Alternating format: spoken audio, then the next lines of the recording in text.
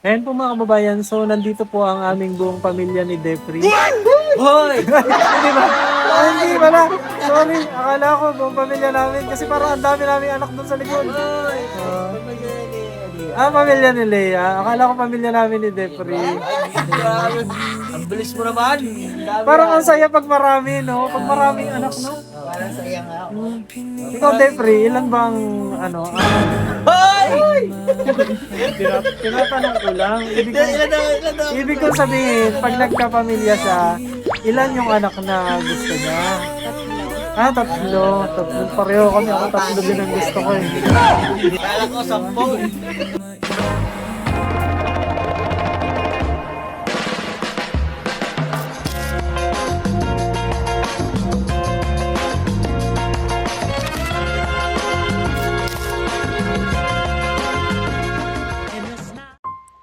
Bata pa lamang siya, alam na niyang hindi magiging madali ang pag-abot sa kanyang mga pangarap. Sa edad na 17, nagsimula na siyang maghanap buhay. Hindi lamang para matustusan ang kanyang pag-aaral, kundi para makatulong din sa pang-araw-araw na pangangailangan ng kanyang buong pamilya. Wala siyang pilit sa trabaho. Basta marangal at pagkakakitaan, pinapasukan niya. Nagtatalok sa bukid, nagkakasambahay, naglalaba. Lahat ay kanyang ginagawa. Sa likod ng kanyang mga ngiti at pagsusumikap ay isang dalagang unti-unti nang napapagod. Pagod sa mga responsibilidad at pagod sa araw-araw na pakikipaglaban sa hirap ng buhay. Naawa lang po ako sa akin kasi hindi pa ako kagaya nila na kagaya po ng ibang kabataan na nagagala po. Tapos ako, puro trabaho po mula bata. Mas masakit pa rito, may mga araw na magiging ang pagkain ng kanilang pamilya ay hindi sapat at tanging lamig na lamang ang pinagsasaluhan ng pamilya. Sa murang edad, pasanan ni Leia ang mga responsibilidad na mabigat para sa isang dalaga. Ngunit sa kabila ng lahat, patuloy siyang lumalaban. Mga kababayan, narito po ang kwento ni Leia.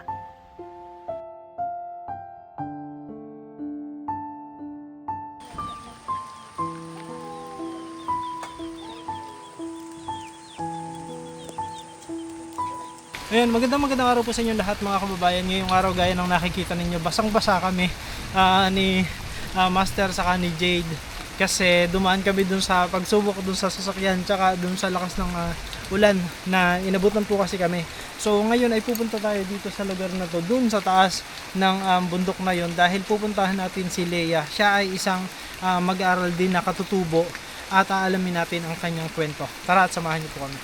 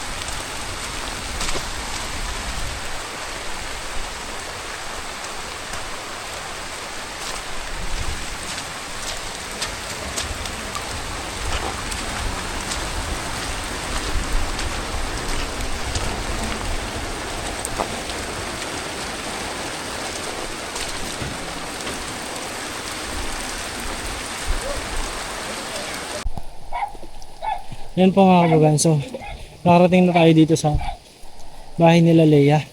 So, yan po yung kanilang tahanan. Buti na lang din kahit umuulan, tapos meron kami pinagdaanan dun sa sasakyan. Eh, kasama natin si Depre. Ayan. Sinamahan niya tayo dito sa kina Leia kasi si Leia ay isa din dun sa mga kakilala niya dun sa dorm na tinutuluyan nila ng mga estudyante. Ayan, kaya thank you kay Jeffrey kasi sinamahan niya tayo. Diba? Let's go. Ayan, sige. May kayo ba? Nandiyan sila mga mo? Nandiyan? Ah. Pwedeng mag-ano? Pwedeng mag-ano? Pwede naman po. Hello po, magandang hapon po. Sige. Okay lang po tumalay, Nay? Pwede pong tumalay? Ayan po mga kababayan, so ngayon ay nandito tayo sa Sitio Libliban. Ito ay sakop ng Barangay San Vicente sa bayan pa rin ng Sablayan. At ngayong araw na ito ay kasama natin si Leia. Anong apelyido ni Leia? Mulisyon po. Huh? Mulisyon. Mulisyon. Okay. Mulisyon. Ikaw ay isang katutubo mula sa anong tribo? Alangan po. Alangan din. So pareho kayo ng tribo ni Jeffrey, na? So ito kasing si Leia ay nag-aaral din ng kolehiyo. Anong year ka na ngayon? Third year po. Third year. Anong course? Cooperative. Cooperative.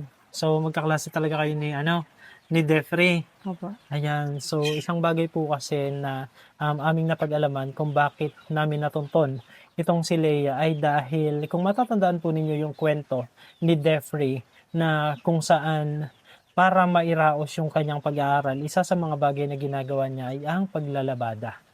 At yung naikwento niya po na kaibigan na kasama niya dun sa ginagawa niya na yun ay itong si Leia. Tama? Ayan. So, paano nagsimula na ginawa mo ang paglalabada? Nung first year po. First year college. Okay. Paano nagsimula? Noon po kasi, sabi ko po sa nanay ko, Nay, wala na po akong pera po magamit sa pag-aaral po. Mhm. Kaya naisipan ko pong maghanap po ng pagkakitaan dyan sa may palengke po. Mhm. Tapos, maaga pa po, nagpunta na po ako doon. Naghanap po ako ng trabaho. Sabi po nila, wala daw nagkakuha sa kanila maliban lang kung full-time po talaga. Mhm. Kaya, tapos nagpunta po ako sa isang cellphone. Sabi ko po, may ano po kaya dito ng trabaho na kaya ko pong gawin? Sabi niya, ano bang kaya mong gawin? Sabi ko po, maglinis ng bahay tapos naglalaba po. Sabi niya, meron kami. Kaya doon po ako nagbasa sa kanila. Tapos sabi nila, balik ka na lang po sa isang araw. Mhm. Doon po nagsimula yung paglalabada ko po. Mhm. Okay. So ito ay sa isang pamilya, isang specific na tao ba? Yung paglalaban na ginagawa mo or iba-iba? Ano po, iba-iba po dati. Mhm. Tapos nung parang nahihirapan na po kasi ako pagsabay lahat. Kaya yung iba po, hindi ko na po pinapupuntaan. Hmm. Ibig sabihin marami ang nagpapalaban na noon. Apo, marami na po. Oo. Kaya yung iba po, hindi ko na po napupuntaan. Kasi po nagsabay-sabay na po yung ano po namin, tawag doon. OJT namin po. Mm. Tapos yung mga activity po sa school. Hindi ko na rin po nagagawa yung iba dahil sa kailangan ko nga po ng pera. Mm. Yun po. Mm. Pero bakit kailangan mo ng pera? Nasaan si tatay? May nag-ano po sila, nagkakahingin. Kasi po marami rin po kami magkakapatid. Hindi po nila kayang tustusan kaming lahat. Kaya ako na lang po nagsusumikap sa sarili ko. Ilan kayo magkakapatid? Ano po, bali 8 po kami lahat. Walo. Nag-aaral po kami, lahat po kami nag-aaral. Maliban lang po sa tatlo kong sa kuya Mhm. na May asawa na. na po silang tatlo. So hindi sila nakapag-aral ng kolehiyo? Ako lang po yung unang nakapag-aral sa kolehiyo. At ikaw ay pang-ilan sa inyong magkakapatid? Pang-apat po ako. Pang-apat? Mm. So after ng tatlo mong kuya, ikaw na? Mm. So parang ikaw na ang panganay sa inyong mga natirang wala pang asawa? Opo. Ako rin po yung nagbigay sa kanila ng pinansyal nila. Tapos, sabi ko po, basta kung ano po yung kailangan nila, sabihin na lang po sa akin. Kung kaya ko pong ibigay, di ibibigay ko po sa kanila. Pero kapag hindi ko kaya, adi magtiis lang po muna. Yan ay doon sa mga nakababata mong kapatid. Mm. Kumbaga, ikaw ay tumutulong para sila ay makapag-aral. Opo. Ang galing. Grabe, no? Kumbaga, yung hindi lang yung sarili niya yung kanyang iniisip, kung hindi yung kanyang mga kapatid din. Pero buti yung mga kapatid mo ay gusto din nilang mag-aral. Opo, gusto rin po nila mag-aral. Sabi ko sa kanila, hanggat kaya ninyo, mag-aral kayo at susuportahan ko kayong lahat. Pero kapag magsabi lang kayo sa akin at para malaman ko na rin malaman ko rin kung ano talaga yung gusto ng decision. Yan lang po yung sinasabi ko sa kanila tuwing may po sila, may kailangan. So, halimbawa ngayon, kasi nagsimula na ang pasukan, di ba? So, nagsimula na rin ang gastos, for sure. Opo. Saan ka kumuha ng iyong panimulang panggastos ngayong pasukan? Ano po kasi, marami po akong trabaho dyan. Kapag bakasyon po, nandyan po ako nag-stay sa, tawag doon. Sa may kanto po, may pinagtrabahoan po ako doon. Hindi na po ako umuwi dito, nagtrabaho na po ako diretso doon. Tapos, kapag nagalinis po ako ng bahay nila, tapos yung po niya, yung parang may mag-asawa din po sa taas, pinagtatrabahoan ko rin po yan. Tapos, kapag tapos na po yung bakasyon, saka po sila nagabigay sa akin ng pera. So sa bahay ito. Mm. Kumbaga parang ikaw muna ang nagsisilbing kasambahay nila habang bakasyon. Opo. Ikaw anong mga ginagawa mo doon sa bahay? Nagalinis po ng bahay, nagamap, tapos nagalaba, tapos nagalinis-linis po, tapos nagatinda ng tindahan. So, netong magpapasok ka na dahil nga hindi ka na makakapagbantay doon or hindi ka na makakapaglinis, binigay na sa'yo, kumbaga parang naging sweldo mo noong bakasyon. Okay. Magkano ang naging sweldo mo noong pagbakasyon? Ano po, yung 3,000. 3,000? Opo. Gaano katagal na yung 3,000 mo? Ay, ano po yun, kasi po mahal na po yung mga ngayon yung mga paninda ngayon Hindi rin po nagatagal sa akin yung pera na yun kasi kapag nagatawag po sa akin yung mga magulang ko kung ano po yung kailangan nila. Kapag nagawi po ako dito, nagabili po ako ng bigas, ng ulam po nila. Para naman po may makaan po silang maganda. Kasi po, parang naawa rin po ako sa kanila kasi palagi lang po yung ulam nila, talbos.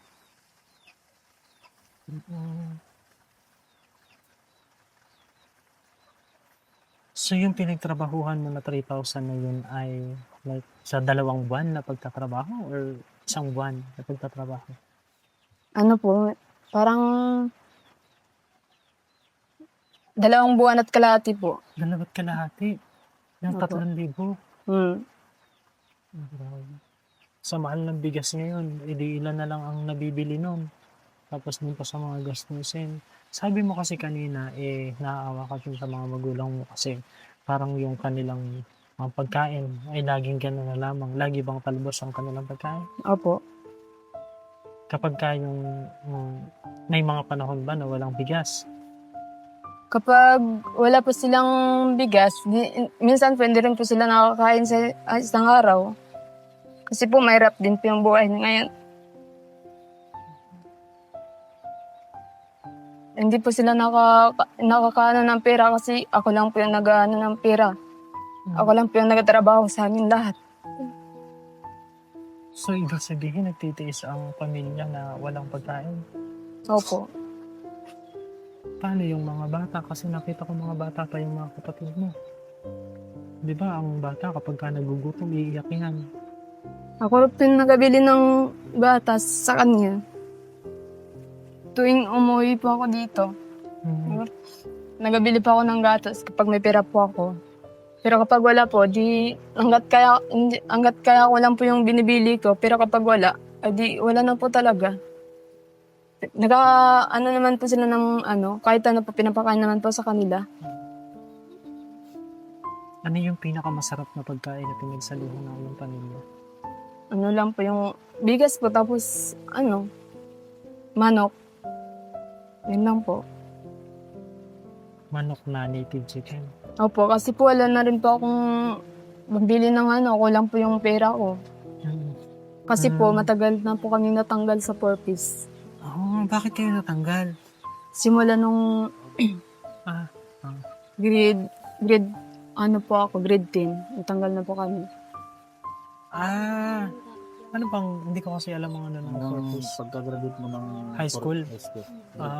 So after grade 10, natanggal na kayo? Hmm. Pero hindi ba delikado yan? I mean, hindi ba baka masunog? Hindi naman po, kasi mataas naman po dito. Oo. At saka sanay na po sila nagluto ng ganyan. Mhm. Sanay na po kami magaluto.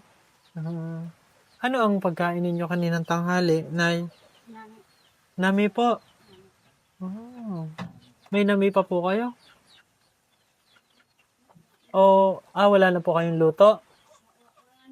Wala na. Nagugutom po si Jake. Kasama ka. Hilaw. Hilaw May po. nami kayo. Ano po yung hinahalo ninyo sa nami, Nay? Wala na, ganyan lang pinakain. Ganun lang. Hindi nilalagyan ng asukal or ano, asin. Ganun. Hindi na po. Wala pong halo yun. Nung ikaw ba ay lumalaki, madalas din na nami yung inyong pagkain? Opo, madalas po na namin yung kinakain namin. Kasi po, dati po kasi hindi ko pa po alam yung yung ganyang, Kalakaran. opo, yung pagkakalam ko lang po, yung namin, yung mga gawin sa mga bundok. Hindi ko po alam kung may education po. Hindi ko pa po alam dati. Kaya sumasama lang po ako sa nanay ko nung bata pa po ako. Pero ikaw ilang taon ka na nga ngayon? 20 naman po ako. 20? 20 po. 20. Okay. Pero hindi ka nag-stop ng pag-aaral na. Kasi third year ka na ngayon eh. Ako, 3rd year. Di ba? Grabe, alam mo isang bagay, siguro na-amaze talaga ako dito sa Mindoro. No? Kasi yung punta namin dito, hindi ko talaga akalain na sobrang dami pa pala ng mga katutubuan na kumbaga nasa bundok, no? Nasa taas pa rin. Pero kahit nandoon sila sa taas, malalaman mo na yung mga bata ay nag-aaral ng kolehiyo. Grabe yung ano nila, kahit yung mga pinagdaanan nila nung mga elementary, high school, senior high, parang kung iisipin mo, parang hindi ka na kung ako siguro yun, baka hindi ako makatagal or baka hindi ko na siya maipagpatuloy, pero sila talagang patuloy pa rin. At hindi sila hindi sila parang yung nagrereklamo doon sa kung ano yung buhay na meron sila. Pero ang meron sa kanila ay yung umaasa sila na sa darating na panahon makakapagtapos sila ng pag-aaral, no? At ikaw bilang third year college ka na, 2 taon na lang ang iyong bubunuin. Tingin mo ba ikaw ay makakapagtapos? Ano po, basta't kaya ko po, magpatuloy po ako.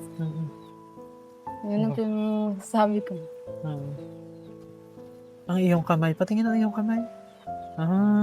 So, ang iyong kamay ay talagang sanay sa paglalaba. Kinakaya ko lang po dahil sa po talaga. Kailangan. Mm. Pero nagsusugat pa rin. Dati po nagasugat po dito hanggang dito po siya. Oo. Tapos dito po nagasugat din po. Tapos nahirapan po kasi ako dati. Kasi po yung nagasugat po dito. Tapos sa sunod na araw mag-alaba po ulit. Tapos nag-lalim po siya. Oo. Kaya mahapdi po. Hindi po ako makatulog tuwing gabi kasi po nagasakit po yung kamay, yung katawan ko po. Kasi hindi po ako makatulog. Pagod. Opo, sinasabi ko nga po sa kanya, sabi ko, "Tay, hindi po ako makatulog ngayon." Sabi niya, "Punta ka na lang dito." Kaya nagapunta po ako sa kanya kapag napapagod po ako. Pero bakit hindi ka makatulog? Dahil lang ba sa sakit o dahil may iba ka pang isip? Parang, dati po kasi parang nahihirapan na po ako eh. Parang masakit na po talaga yung mga katawan ko. Tapos, nag-aalala po ako sa mga kapatid ko kasi po may mga kailangan din po sila. Tapos, sabay-sabay po sa school na activity.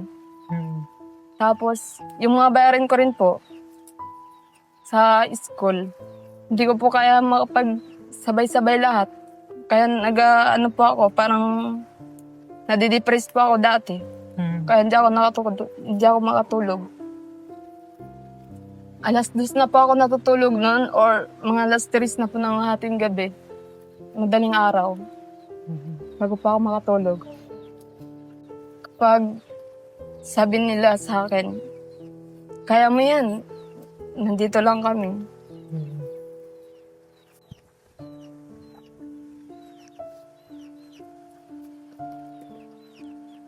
Anong iniisip mo ngayon? Wala po. Kasi parang mas naging emotional ka na. Naano ko lang po yung mga ano ko dati, pinagdaanan ko po. Parang nawalan po ako sa akin kasi hindi pa ako kagaya nila na kagaya po ng ibang kabataan na nagagala po. Tapos ako, puro trabaho po mula bata.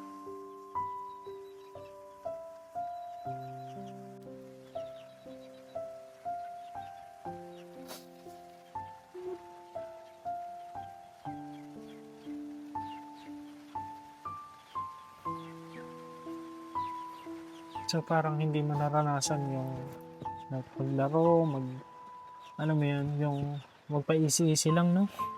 Hindi po. Kasi po mula po grade 7 hanggang ano po, nagtatrabaho na po ako sa mga Tagalog.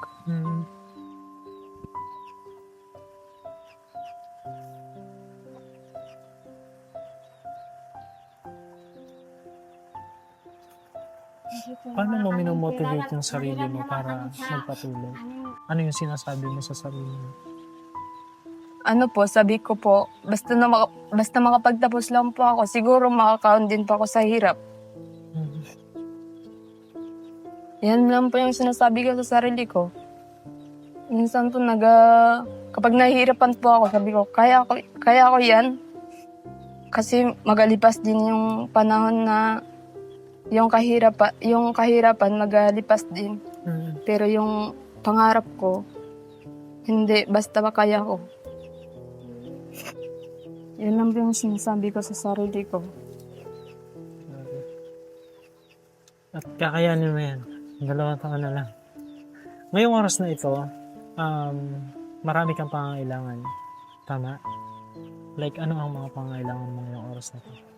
Ano po yung pinansyal ko po sa mga gamit po, yung pambili po ng sabon, shampoo, tapos yung kasi po kailangan na po namin ngayong third year yung laptop. Kaya parang naghahipon po ako sa pinagtrabahuan ko. Meron ka na bang naipon kahit pa paano? 1,000 pa lang po, 1,500. Pero medyo pricey ang laptop.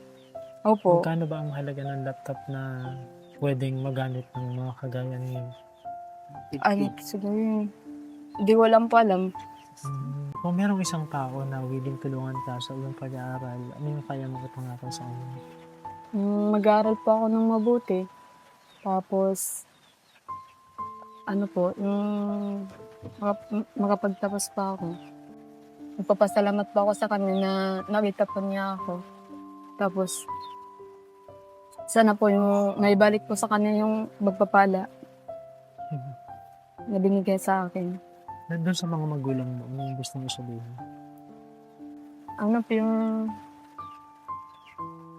Basta,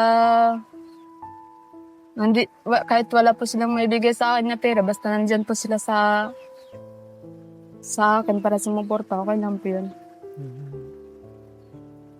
Kumbaga, basta parang kakayanin mo na yun. Basta dyan lang sila. No? Opo. Ayun po mga kababayan. So, grabe. Hindi ko ma-imagine kung paano niya kinaya at paano niya kinakaya yung kanyang pinagdadaanan. Diba? Kasi napakahirap para sa isang kagaya ni Lea na nag-aaral. Pero ang daming mga bagay na kailangan, pero kailangan mo lahat pagsikapan, kailangan mo lahat pagtrabahuhan. Yun ang pinagdadaanan netong si Lea. Ayan. So, ito ay hindi naman malaking halaga, pero sana kahit pa paano ay makatulong sa iyong pag-aaral. And who knows, baka i-bless ni God na merong isang taong gustong tumulong sa iyo sa iyong pag-aaral sa susunod na 2 taon, di ba? Kasi ano naman yan nakukuha din yan sa prayer. Ikaw ba, nagdadasal ka ba? Opo, nagasimba po. May simbahan po kami dyan sa baba. Ano ang pinagpipray mo kay Lord? Sabi ko po, kung bigyan lang po ako ng lakas, tapos bigyan ng trabaho, magandang trabaho, tapos yung makita ko po na trabaho, mabait po sa akin yung mga Tagalog. Yun lang po. Parang napakasimple nung kanyang dasal niya. Pero actually, parang ang gusto niya lang yung malakas siya para makapagtrabaho pa rin siya. Ganun yung ganun yung mindset niya kasi nga parang mula sa pag 17 anyos, nagtatrabaho na siya eh. Kumbaga pinipilit niya sa sarili niya, nakayanin niya para mapaaral niya yung sarili niya, para makapag-provide siya dito sa kanyang pamilya. Kaya yung prayer niya is yung lakas ng katawan, no? Kasi parang hindi siya sanay na umaasa. Pero hindi naman ibig sabihin noon ay hindi na natin siya pwedeng tulungan. Kasi napakalaking bagay din na merong tulong na natatanggap yung kagaya nitong si Leia para makapag-focus siya sa kanyang pag-aaral, no? Para mas maging kahit pa paano maibsan yung kanyang nararamdaman kasi yung sabi niya nga minsan yung sobrang ang sakit na ng likod niya, sobrang ang nagsusugat na yung kamay niya, pero wala siyang magawa kasi kailangan niyang gawin yun para kumita ng pera, para makapagpatuloy siya sa pag-aaral. So ito hindi naman kalakihan pero sana'y makatulong sa iyo, Leia, no?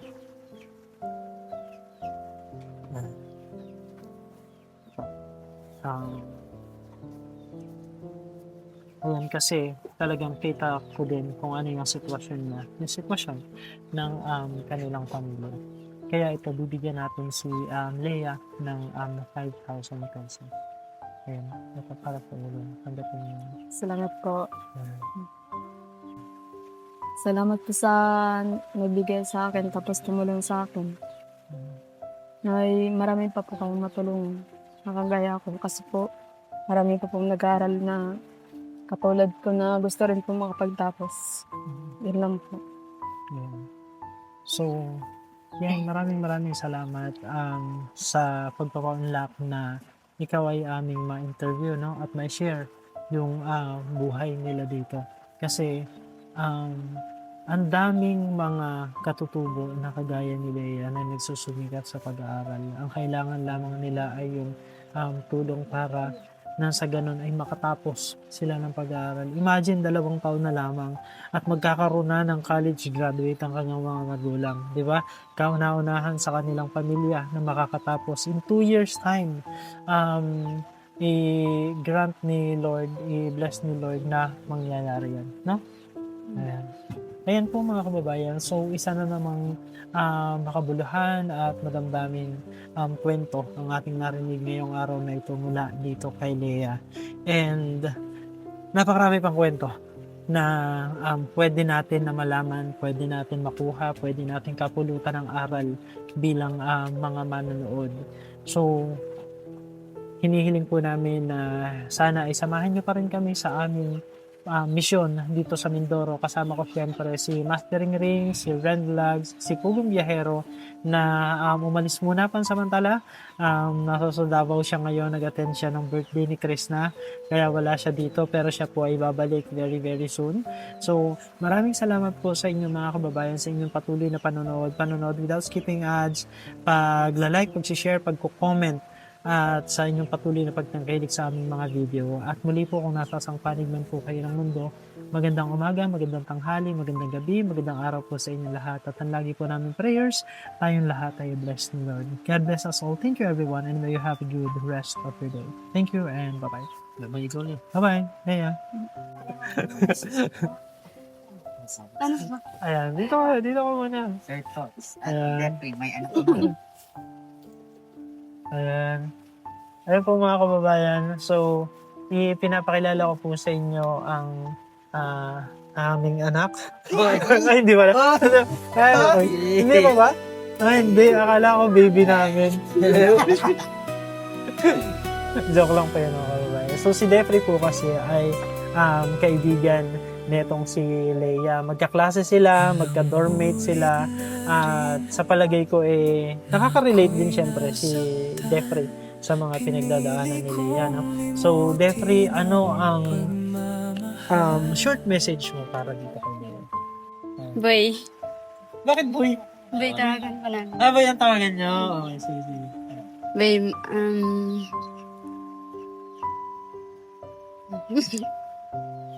mag-aral ka ng mabuti, tapos para sabay-sabay tayong gagraduate. Ayun, napakagandang mensahe nun, no? Yung mag-aaral ka mabuti para sabay-sabay kayo mag-graduate. At ako, alam mo, in 2 years time, tapos makita ko kayong dalawa na sabay nag-graduate, na sabay kayong yung toga na pang kolehiyo. Grabe, ako sobrang magiging saya. Sobra yung magiging saya ko na mararamdaman kapag nakita ko kayo na sabay na nagmamarcha dahil graduate na kayo pareho. Dahil dyan, sponsoran kayo ng lechon. Dahil dyan, pag nakagraduate, no? Oo, syempre, pag graduation nyo, Gawin yung lechon. magse-celebrate talaga tayo pag nag-graduate na kayo, no? Syempre, paano May yun? menu, no? Lahat ng Oo, scholar. yes. Basta, Basta kayo ay mag-aaral na mabuti. sabay ka. Hoy! Iba naman, iba naman yung Ito talaga si Master Advance.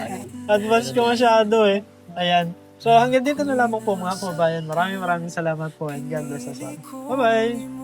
Bye-bye, Leia. So kayo ba ay nag-aaral na? Po. Anong grade? Grade 6 po ako. Grade 6? Bakit? Pero sa grade 6? Ha? Grade 6 na kayo? Po. Sino dito ang grade 3? Ako. Wow! Sino ang grade 2? Sino ang grade 2? Anong grade ka na? Kinder! Siya yung pinakabara. Pinaka-baby na. Paano yan? Yung grade 6 kayong dalawa? Mag-high school na kayo next year. Saan kayo papasok? Mag-grade 7 na kayo. Saan kayo papasok ng grade 7? Sa Barrio po. Ha? Barrio. Sa Baguio. May honor ka? Bakit walang honor? Ha? Bakit walang honor? Ikaw may honor ka? Wala din. Okay lang yan. Ano lang, tuloy-tuloy lang kayo sa pag-aaral, no? Hikap lang. Hanggang makatapos, no? Yung si Tita Leia nyo. Malapit na makagraduate ng college. Konti na lang. 2 taon na lang makakagraduate na ng college. Sino ang bunso? Ikaw, bunso ka nila. Ikaw ang kapatid ni Leia, no? Kayo ay puro mga pamangkin ni Leia. Kung gumaya kayo kay Tita Leia nyo kasi napakasipag. Lahat ginagawa niya para makapag-aaral siya. Diba? Kahit mahirap ang buhay, tuloy-tuloy siyang pumapasok. Tuloy-tuloy siyang mag-aaral. Kaya niyo yan? Ha? Kaya? Gawin niyo yan, ha? Para makagraduate kayo. Ano?